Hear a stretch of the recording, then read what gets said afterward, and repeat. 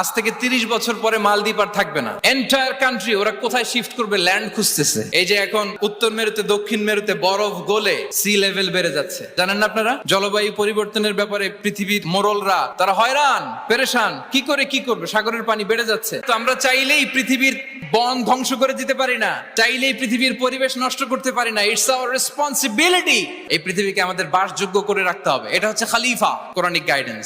আরব বিশ্বে তারা একটা কথা বলে যে আমরা হচ্ছে নাহনু উম্মাতু ইকরা, আমরা এমন জাতি যে জাতির প্রথম কথাই ছিল কি? ইকরা, পড়ো, রিসার্চ করো, গবেষণা করো। আমাদের ক্লাসিক স্কলাররা তারা এটা করতেন।